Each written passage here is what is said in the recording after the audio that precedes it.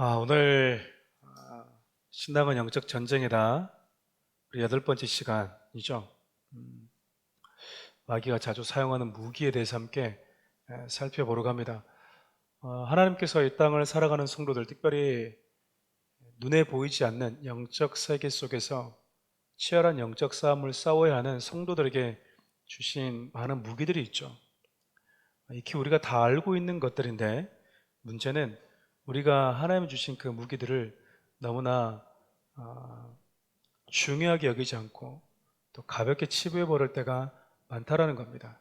그리고 하나님은 우리에게 주시는 기도, 말씀, 그 말씀을 묵상하는 것, 금식하는 것, 이런 것들 속에서 어떤 영적 현상들이 나타나는지 우리가 피부적으로 절감하지 못하다 보니까 무슨 일이 벌어지는지 크게 관심을 못 갖는 경우가 많이 있는 것 같아요. 그래서 여러분들이 꼭 하나님께서 우리에게 주신 그 말씀이 진리이고 그 말씀을 통해서 눈에 보이지 않는 영적 세계를 우리가 들여다볼 수 있다는 이 믿음 가지고 하나님의 말씀이 우리에게 보여주는 대로, 인도하는 대로, 가르쳐주는 대로, 때로는 내 감정이 느껴지지 않고 내 기분이 동의가 되지 않아도 하는 말씀대로 그대로 이루어지고 있다는 것을 여러분들이 믿음을 가지고 영적 전쟁에 임할 수 있기를 바랍니다. 오늘부터 다음 주까지 하나님이 주신, 성도들에게 주신 그 무기 반대로 어둠의 영들이 자주 사용하는 무기들이 있어요. 지피지기면 백전불패라는 말이 있지 않습니까? 어둠의 영들이 우리에게 어떻게 다가오는지 그것들을 우리가 좀 분별해야만이 이것이 어둠의 영이 내 안에 주는 생각이구나. 거절할 것들은 거절하고 또 싸울 것들은 싸우고, 그리고 우리가 부인할 것들은 부인할 수 있지 않겠어요? 그래서 오늘은 어둠의 영들이 성도들을 공격할 때 자주 사용하는 그런 수단, 방법들, 그리고 무기들에 대해서 함께 좀 살펴보려고 합니다. 오늘 먼저 하나님의 말씀을 요한일서 4장 말씀 함께 우리 좀 읽어보고 오늘 말씀 들어가도록 하겠습니다. 함께 읽을까요? 사랑하는 자들아, 영을 다 믿지 말고 오직 영들이 하나님께 속하였나 분별하라. 많은 거짓 선지자가 세상에 나왔습니다. 사랑하는 자들아, 뭐 하라고요? 영을 다 믿지 말아라. 그러니까 어떤 영은 우리가 신뢰하고 믿을 만한 영인 반면에 어떤 영은 우리가 신뢰해서는 안 되는 영들이 있다라는 거죠. 그 영들이 어떤 것이냐 뒤에 살펴보면 거짓 선지자, 즉 거짓의 영들이라는 거죠. 그러니까 우리가 영들은 어떻게 분별하는가? 하나님께 속한 영인지 하나님께 속하지 않은 영인지 분별할 필요가 있다라는 거예요. 왜냐하면 분별을 요구하는 시대에 저와 여러분들이 살아가고 있기 때문에 그렇습니다. 거짓 선지자들이 많이 나왔다. 그 말은 뭔 말일까요? 분별이 요구되는 시기다 그 말이죠. 여러분 위조 지폐 아시죠? 여러분 그 가치 없는 것은 가짜가 없어요. 대부분 사람들이 무엇을 위조하고 가짜로 만드냐면 가치가 나가는 것을 거짓 또 위조하죠. 돈을 위조한다는 말은 들었지만 뭐 종이를 위조한다는 말 들어봤습니까? 그런 거 없죠. 값비싼 고가의 물건들 우리가 위조하는 경우들은 참 많이 있죠. 어둠의 영들이 진리의 말씀을 자꾸 위조해요. 그리고 거짓으로 회방해 버립니다. 그렇기 때문에 우리는 그것이 하나님께 속해 있는 것인지 하나님께 속한 것이 아닌지 분별할 수 있는 능력을 가져야 돼요. 그러려면 하나님께 속한 것은 어떤 특징을 가지고 있고 하나님께 속하지 않은 것은 어떤 특징을 가지고 있는지 우리가 또 알아야 되겠죠. 그래서 여러분 말씀 가운데 이 양육 훈련이 필요한 겁니다. 여러분 양육이 되지 않은 채 사역을 하게 되면요 그냥 선한 사람들 자선 사업하는 것밖에 안 돼요.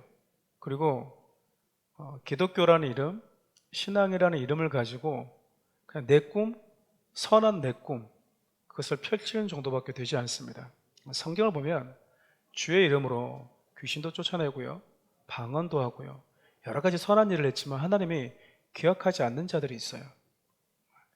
그러니까 여러분 우리가 하는 모든 일 속에는 하나님이 우리 인생 가운데 주시는 본질적인 그 부분들이 빠져버리면 공허한 메아리가 될 수 있다는 겁니다. 우리의 사역도 마찬가지예요. 그래서 여러분, 저는 개인적으로 수요 양육 예배를 되게 중요하게 생각해요. 우리 성도님들도 좀 중요하게 여길 수 있었으면 참 좋겠습니다. 그럼 마귀가 사용하는 이 무기들 중, 지난번에 우리가 마귀에 대해서, 마귀가 어떤 존재인가, 그리고 성령님은 어떤 분이시고 우리 옛사람과 새사람은 어떤 특징을 가지고 있는지 나눌 때 함께 살펴봤지만, 마귀가 가장 자주 사용하는 무기 중에 하나가 오늘 우리가 읽었던 본문도 마찬가지지만 거짓이에요. 거짓. 거짓된 거짓을 가지고 우리를 미혹하는 거죠. 여러분, 흔히 이단들에 빠져있는 성도들 한번 보십시오. 우리가 보면 정말 이해가 안 되죠. 늙어가는 교주가 죽지 않는 하나님으로 믿고 있어요.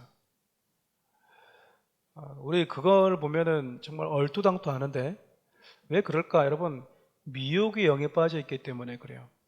조금만 여러분들의 생각을 조금만 전환해 보시면, 북한만 보더라도 마찬가지죠. 북한인 김일성, 그다음에 김정일, 김정은 정권을 보면 얘들은 신이 아니거든요. 그렇죠? 근데 이들이 우상화 되어지고 있어요.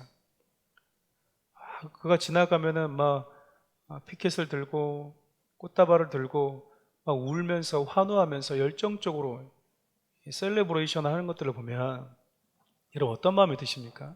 물론 거기서 거짓으로 살려고 하는 분들도 계시겠지만, 온 나라에 그런 분위기가 가득하다는 것은 거짓된 진리를 가지고 그들이 다 미혹되어 있기 때문에 그래요. 여러분, 신앙도 마찬가지입니다.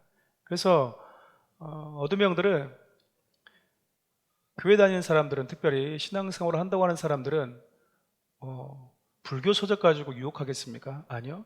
하나님의 말씀을 가지고 거짓으로 물타기를 해서 미혹하게 된다는 거예요.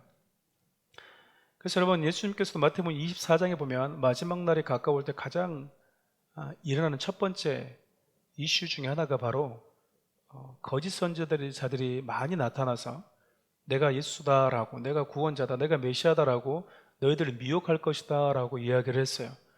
그러니까 어둠의 영들이 거짓이라는 이 도구를 가지고 성도들을 미혹한다라는 거야. 그렇기 때문에 여러분, 미혹되지 않으려면 거짓인지 아닌지가 분별이 돼야 된다는 것 아니겠습니까? 무엇이 진짜인지 무엇이 거짓인지가 이렇게 분별이 돼야지 우리가 미혹을 안 당할 수 있는데, 지금 미혹당하고 있다는 것은 진짜가 무엇인지 몰랐다라는 거잖아요. 그러니까 진짜가 무엇인지 몰랐으니까 거짓이 오니까 그것이 진짜인 줄 알고 가버렸다라는 거예요. 그러니까 길고 난다고 하는 목사들, 전도사들, 권사들, 장로님들이 신천지와 같은 이단들에 많이 빠져 있잖아요. 왜 그럴까 보면, 그렇게 오랫동안 교회를 다녔는데도 불구하고, 열심을 가졌는데도 불구하고 진짜가 뭔지 그동안 몰랐었다라는 거예요. 여러분, 진짜가 있으면 가짜가 오면 분별해낼 수 있거든요. 여러분, 우리가 위조 지폐를 가려내는 방법 중에 하나는 진짜를 계속 들여다보는 겁니다. 진짜를 계속 보고 있으면요, 가짜가 오면 금방 분간이 되는 것이죠. 우리가 진리의 말씀이 무엇인지, 그것이 참이라는 것에 대한 분명한 믿음을 가지고 성장해 왔다면, 그것에 대한 확실한 신뢰가 있었다면, 거짓이 왔을 때 이거 이상하네, 이거 문제가 있네, 구체적으로 그리고 디테일하게 어떤 부분이 문제 있는지는 모르지만 뭔가 공기가 이상한데, 뭔가 냄새가 이상한데, 이런 부분 정도까지는 성도들이 감각할 수 있어야 되는데 그조차도 감각하지 못하는 시대가 되어져 가고 있다는 거야. 그래서 그들은 늘 얘기하죠. 성경을 들고, 우리는 성경을 가지고 이야기한다. 여러분, 마귀가 아담과 하와에게 다가올 때 성경 가지고 왔어요. 그렇죠? 이 불교 서적, 다른 이단들의 서적, 그걸 가지고 온 게 아니라 성경 가지고 왔다고요. 성경, 하나님의 말씀 가지고 왔다고요. 하나님이 너희들에게 먹지 말라고 하디? 먹지 말라고 하는 그 말씀 갖다 내밀었잖아요. 먹지 말라고 했어. 그래서 그 하나님의 말씀을 교묘하게 거짓으로 물타기를 해버리기 시작했어요. 안 죽는다. 왜 못 먹겠을까? 한 번쯤 생각해 봤어? 이런 거죠.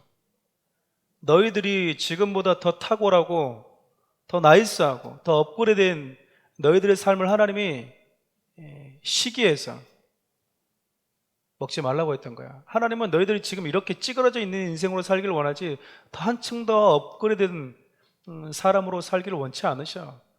그래서 먹지 말라고 한 거야. 먹어봐. 너 하나님처럼 된다 라는 거야. 그러니까 여러분, 성경을 많이 알면 알수록, 또 많이 배웠다고 하면 할수록 말씀 가운데 분별에 있지 않으면, 근신에 있지 않으면 우리 한순간에 미혹경에 빠질 수가 있어요. 그러니까 여러분, 스스로 섰다고 생각하면 넘어질까 늘 조심하라고 바울이 갈라디아서를 통해서 이야기하잖아요. 그럼 잘 모르는 분들, 이제 배우신 분들은 겸손합니다. 그런데 되게 영적인 우월감을 가지고 있는 분들, 많이 배웠다고 하는 분들일수록 자꾸 새로운 거.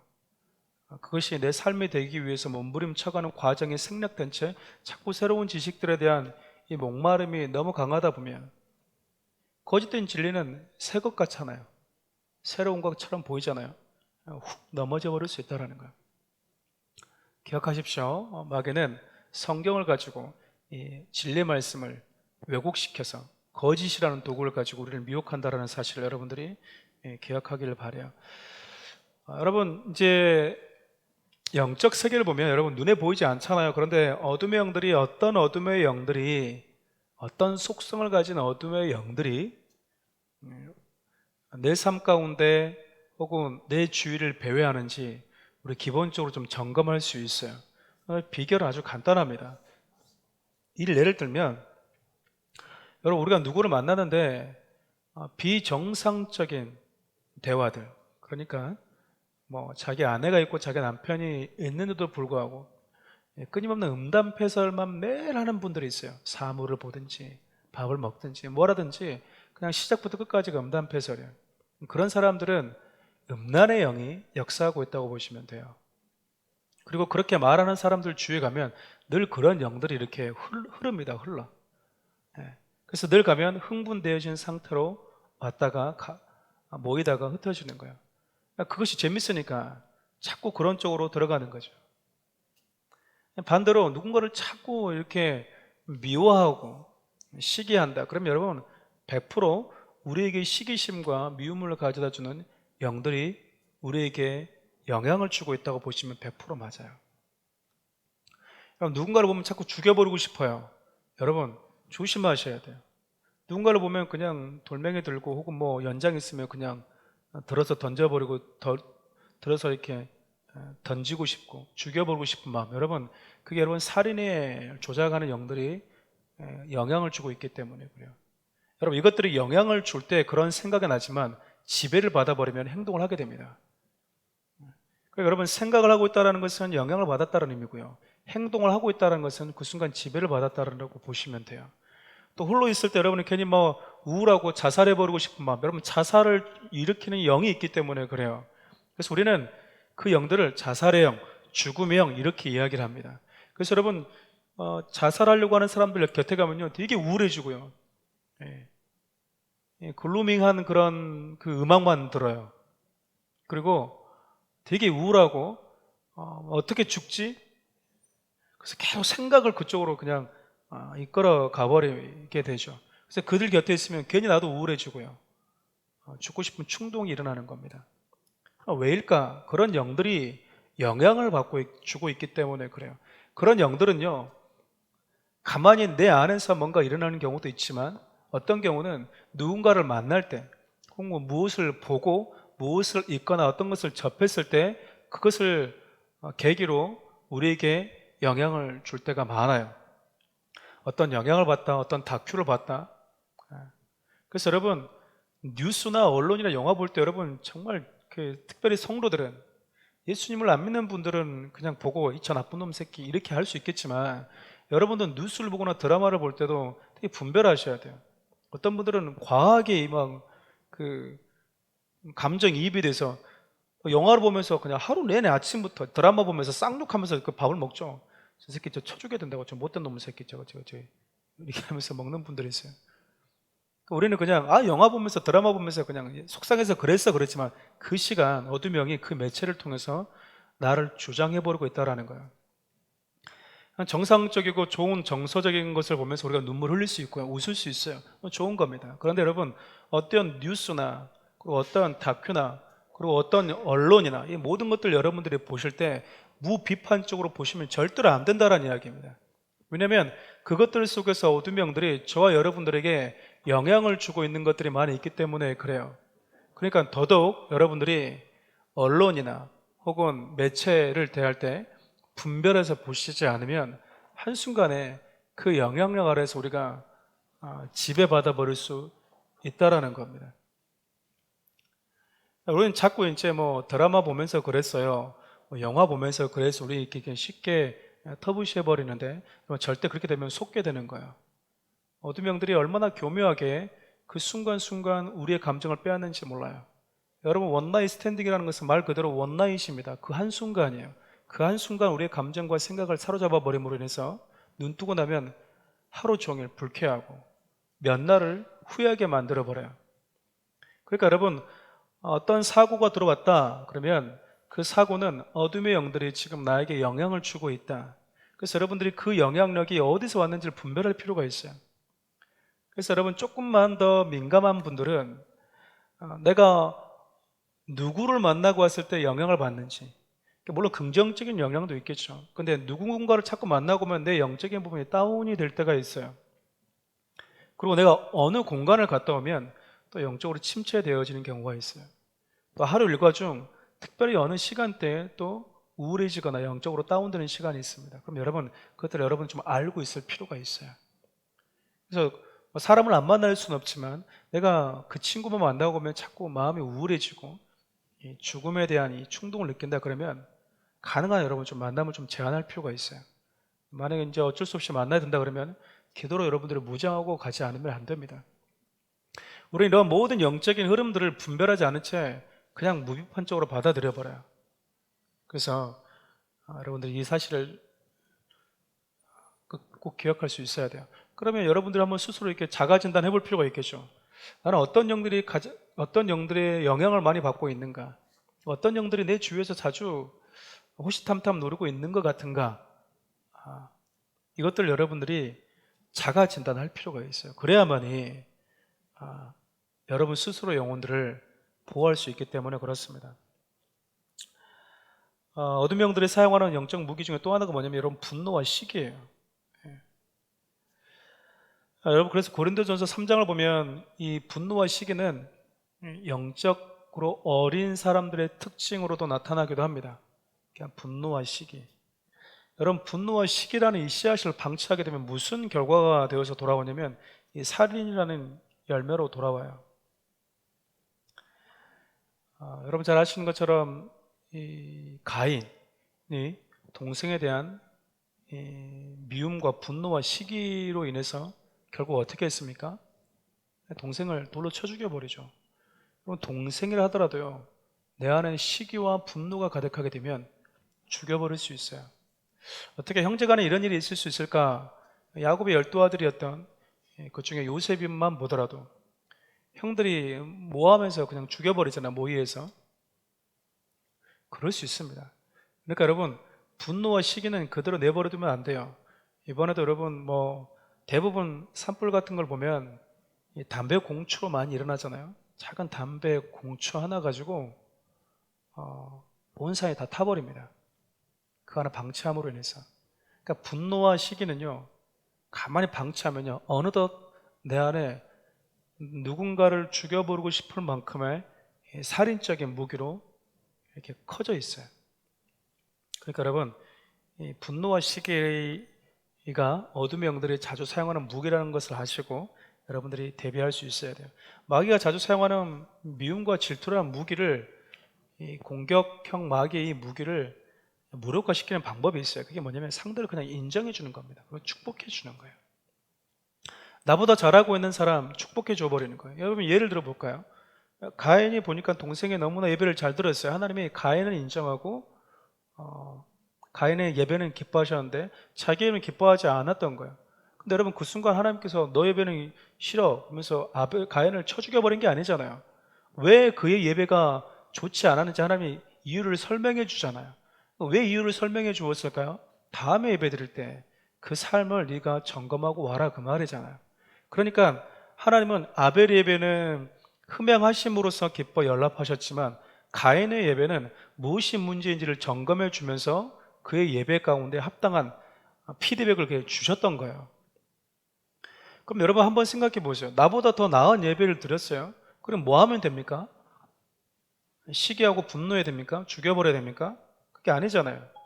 그가 나보다 왜 어떻게 예배를 잘 드릴 수 있었는지, 그가 어떻게 성공적인 예배를 드릴 수 있었는지 그 비결을 물어보면 되잖아요.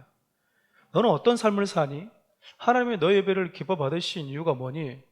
너는 하나님과 어떤 관계를 가져가고 이렇게 물으면 되잖아요. 그리고 그걸 인정해 주면 된다는 겁니다. 근데 우리는 나보다 더 신앙이 연수가 짧거나 혹은 인재 초신자인데 막 열심을 하고 있고 혹은 리더십들에게 인정을 받으면 내 안에 시기심이 올라오는 거예요. 그냥 인정해 주면 되는 거예요. 여러분, 목사님 저 역시 이런 부분이 쉽지가 않아요. 그래서 저 역시 목회를 시작하기 전에 제 아내 스스로 이렇게 약속한 게 있어요. 그리고 그렇게 딱 인정해 버리니까 마음이 참 편했는데 그게 무엇이냐면 내가 성도들에게 모든 것을 다 줄 수 없다. 난 종합병원 원장이 아니다. 나는 그냥 오케스트라에 하나님이 한 가지의 소리를 내라고 한 가지 소리를 낼 수 있는 악기일 뿐이지 모든 그 오케스트라의 악기를 연주할 수 있는 존재가 아니다. 그래서 내가 할 수 없는 부분들을 나보다 더 탁월하게 가르칠 수 있는 강사, 나보다 더 내가 경험하지 못했던 부분들을 경험해본 좋은 믿음의 사람들이 있으면 언제든지 성도들에게 초청해서 보여줘야 되겠다라는 생각을 했어요. 근데 여러분, 목사들에게는 이게 좀 쉽지는 않거든요. 왜냐하면 성도들의 시선이 나에게서 누군가에게 돌아선다라는 게 목사들에게는 참 쉬운 게 아닙니다. 그러니까 여러분, 저는 괜찮아요. 뭐 저는 별 그런 걸 개의치 않으니까 저에게는 괜찮은데 혹 이 영상을 들은 우리 교회 안 다니신 분들은 좋은 강사가 와서 여러분들이 은혜를 끼치고 갔을 때 마음으로 기쁘게 받으십시오. 그런데 목사님 앞에서 어머 목사님 그 목사님 설교 어땠어? 목사님 좀 가서 좀 들어봐야 돼. 은혜 되지 않았어 목사님? 이렇게 말하면 여러분 그 푼수예요. 아셨죠? 그러니까 모든 분들이 그거를 받아들일 수 있는 역량이 안 돼요. 예. 왜냐하면 두려움 때문에 그러는 거야. 내가 버림받을까? 내가 그 사람에게 이렇게 처지는 것은 아닌가? 라는 그 두려움이 있다 보면 상대를 인정하지 못하게 돼요. 여러분들도 마찬가지입니다. 어떤 성도들은 이 부분을 잘하는 게 있고요. 어떤 성도는 이 부분을 못하지만 이걸 잘하는 성도들이 있어요. 그래서 리더십이라는 것은 그가 잘하는 부분들이 무엇인지를 이야기해주고 가르쳐주고 서로 고민하고 그래서 그가 그 영역을 기쁨으로 감당할 수 있도록 해주는 것이 필요합니다. 그래서 제가 어렸을 때 보면 성도들 중에서도 여러 달란트들이 있었는데 각자의 달란트에 맞게끔 그냥 그들이 교회 안에서 또 교회 바깥에서 하나님의 사람으로 살아가는 경우가 참 많이 있었어요. 우리는 그 모든 것을 뭐 해줄 필요가 있습니까? 인정해 줄 필요가 있어요. 그럴 때 여러분, 마귀는요 미움과 시기라는 이 공격형 무기는 거기에는 굳이 쓸 필요 없다고 생각한다고요. 그럼 어떤 성도가 건강한 성도냐? 쉽게 얘기하면 마귀가 가지고 있는 무기가 10가지가 있어요. 10가지 중에서 하나씩 써보겠죠. 이거 다 써보겠죠. 근데 하나도 안 통해. 10가지가 다 안 통해. 마귀가 가지고 있는 무기가 하나도 다 안 통했다고요. 다 이렇게 다 써봤는데 하나도 쓸모가 없어. 아무런 일이 벌어지지 않아. 여러분, 그런 성도와 그런 교회를 어둠의 영들이 무서워하는 거야. 그러니까 여러분, 사랑하는 우리 교회도 마찬가지입니다. 우리 교회는 미움도 있어야 되고요. 시기, 질투, 여러 가지들이 분명히 올 수 있어요. 와야 되고, 여러분 그 시간들을 통해서 우리가 결집돼 버리면 돼요. 우리가 믿음으로 탁 이렇게, 왜냐면 어둠의 영들은 뭐 하지 말라고 해도 밥 먹고 하는 일은 이런 일인데, 목사님 이런 일 없었으면 좋겠어요. 아니요, 얘들은 밥 먹고 하는 일이 그겁니다. 단지 이 녀석들이 이런 일들을 더 이상 하지 않도록 두 손 두 발 놓게 하는 방법은 우리가 그때마다 그들의 무기를 무력화시켜 버리는 거예요.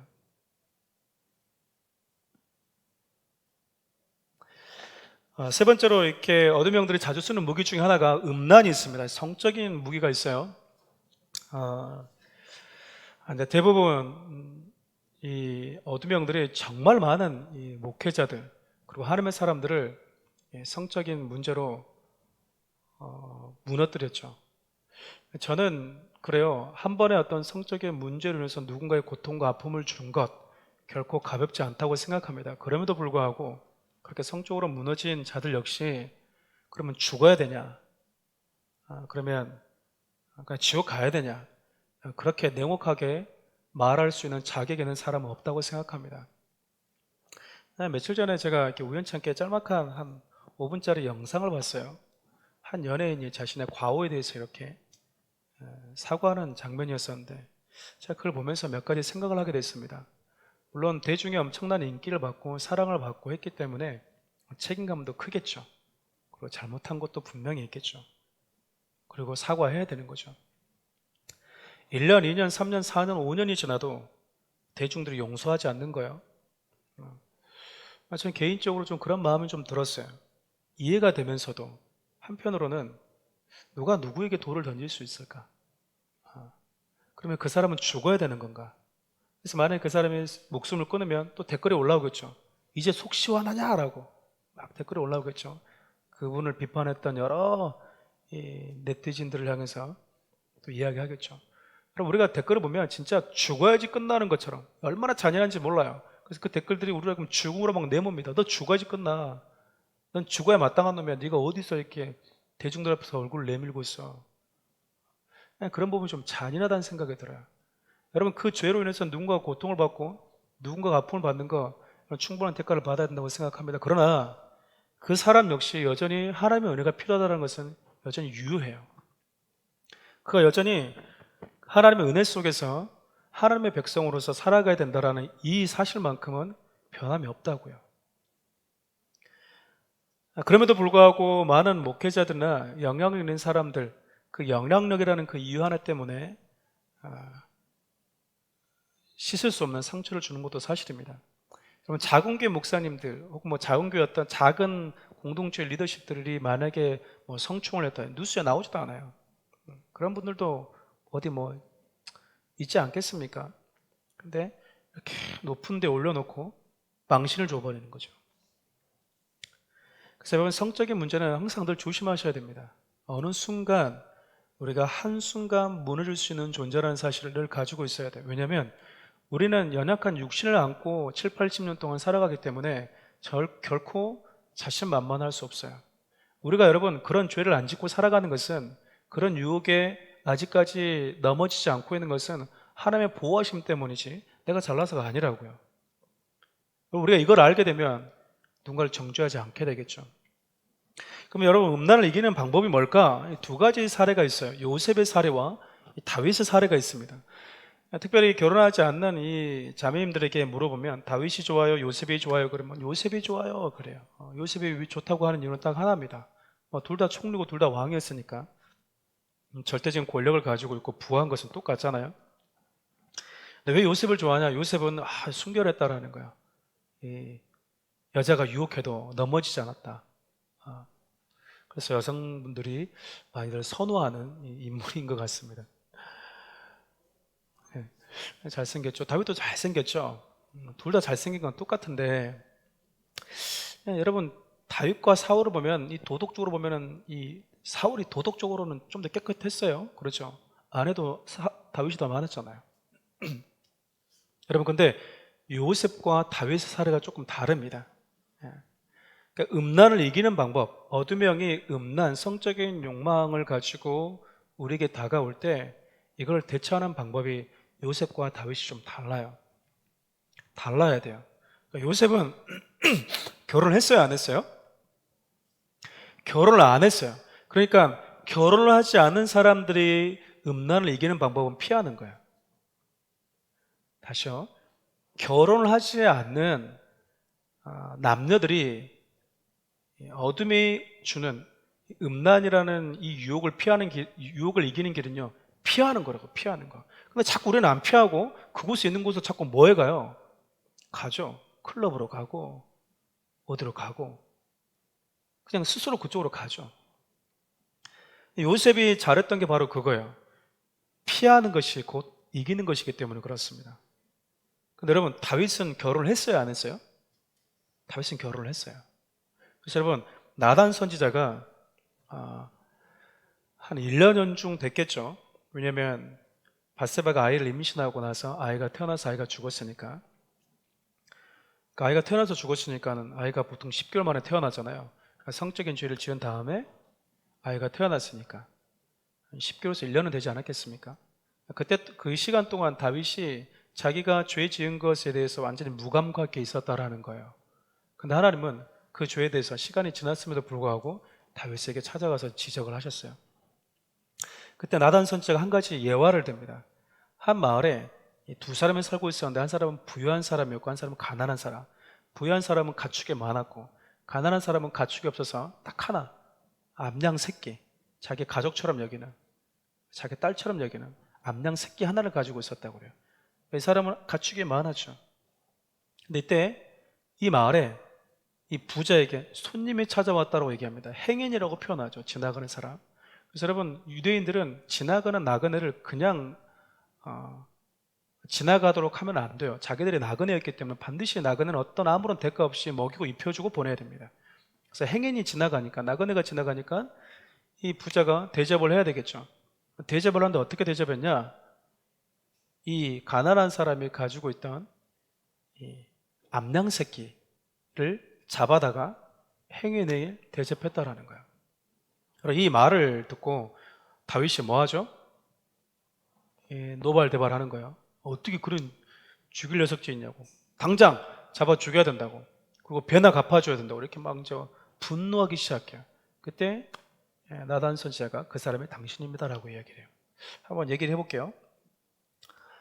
여러분, 이 마을에 살았던 두 사람, 특별히 부자였던 사람은 누구죠? 다윗입니다. 가난한 사람은 누구예요?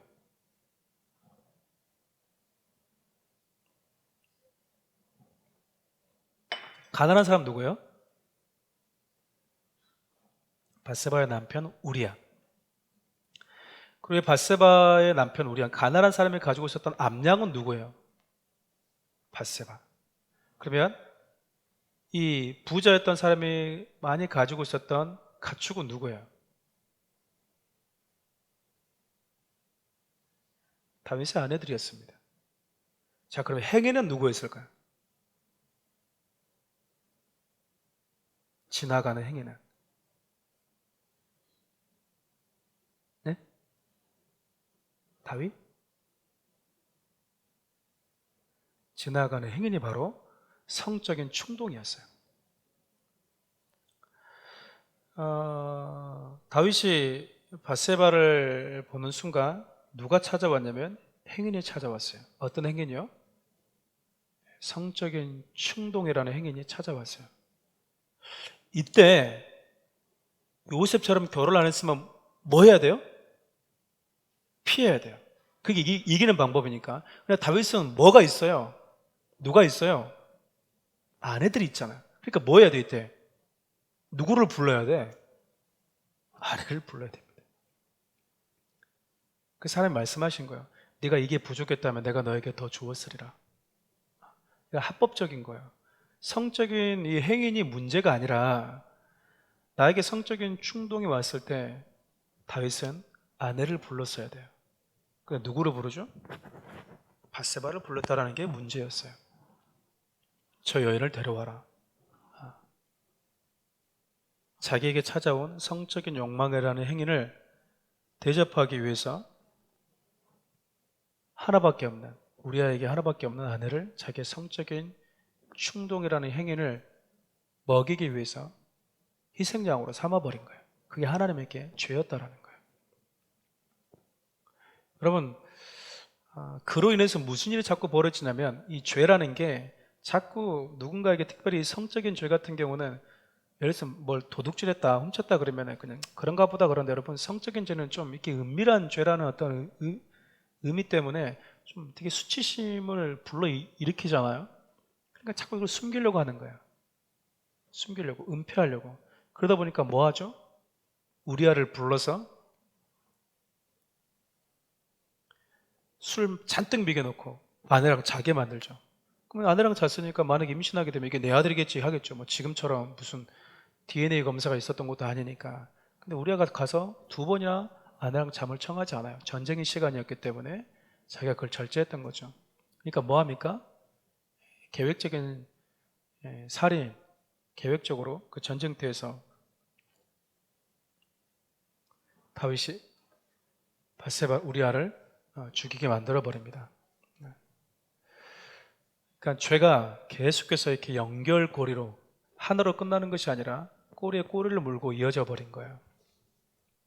그러니까 여러분, 이 성적인 욕망이 찾아왔을 때 여러분 이걸 대처하고 있어야 돼요. 뭐 여기 계신 분들은 다들 결혼하셨기 때문에 여러분들 여기 여성분들이시니까 여러분들 누구 불러야 됩니까? 남편을 불러야 돼, 남편을. 여보 이렇게 불러야 된다고. 부부 간에는 그런 부분들이 서로 간에 허용되어지는 관계이기 때문에 그래요. 그래서 어둠의 영들이 이 부분을 가지고 가정을 깨버리고 이 부분을 가지고 한 사람의 마음을 황폐화시켜버리고요. 평생 죄책감으로 살게 만들어버립니다. 지금은 더더욱 그렇잖아요. 인터넷 쓰다 보니까 지워지지가 않잖아요. 삭제가 안 되잖아요. 치면은 또 나오고 10년 전, 20년 전의 그 일이 영상으로, 뉴스로 그대로 나와버리기 때문에 평생 그 부끄러움 수치를 짊어지고 살아갈 수밖에 없는 상황이 되어버릴 수 있어요. 마지막 하나만 더 하겠습니다. 시간이 많이 갔으니까. 사단이 많이 사용하는 무기 중 하나가 아까 서두에 잠깐 살펴봤던 것과 좀 비슷할 수 있지만 미움이라는 도구예요. 미움.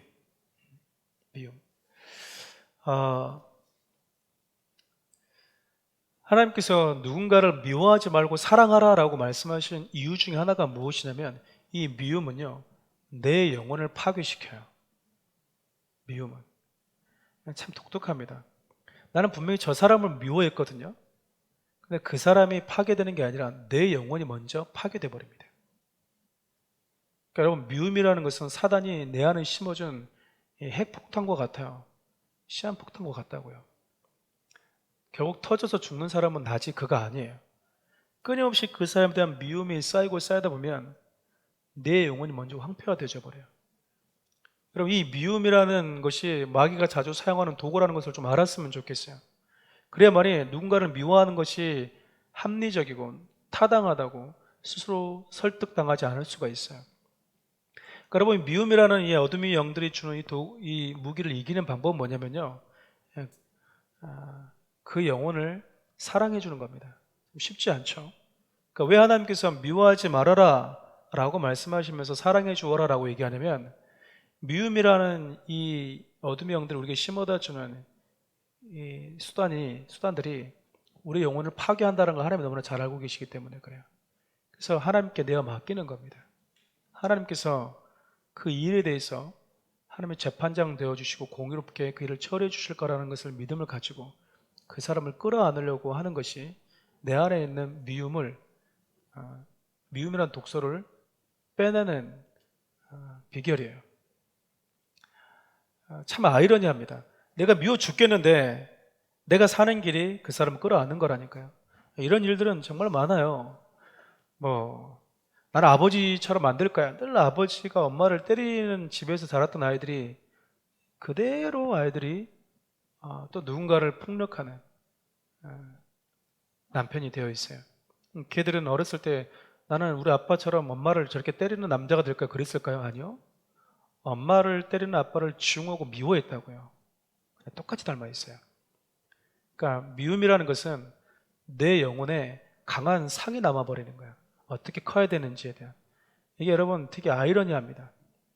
그렇기 때문에 여러분들이 미움이라는 것을 가볍게 치부해버리면 절대 안 돼요. 그래서 여러분, 누군가에 대한 미움이 있다 그러면 그것에 대한, 다음 주엔 상처에 대해서 한번 살펴볼 텐데, 그 미움에 대한 것들, 상처 나왔으니까 상처까지 간단하게 얘기하면, 미움은 누구에 대한 독소를 내 안에 심게 만들어버리는 것이라면, 상처는요, 저와 여러분들의 시간을 과거에다 딱 묶어놔 버려요. 그 시간 그때에다가 딱 묶어놔 버립니다. 더 이상, 그래서 항상 그 시간에 우리는 묶여있게 만들어 버리는 게 상처예요. 그래서 사단이 이러한 일들과 이런 도구를 가지고 저와 여러분들에게 다가와서 여러분과 저의 영적인 신앙의 밸런스를 무너뜨려 버린다는 것을 여러분 잘 알고 유념할 수 있으면 참 좋겠습니다. 기도하도록 하겠습니다. 오늘 주신 하나님의 말씀 좀 붙들고 늘 여러분들이 스스로가 자기 자신에 대해서는 좀 냉철하게 자가 진단할 수 있어야 돼요. 다른 사람에 대해서는 좀 관대하나 내 영혼에 대해서는 스스로 좀 예민하게 자가 진단할 필요가 있어요. 나는 어떤 어둠의 영들에 자주 노출되어져 있는가? 마귀는 내가 어떤 부분이 약한 것을 잘 알고 그 부분을 공략해 오는가?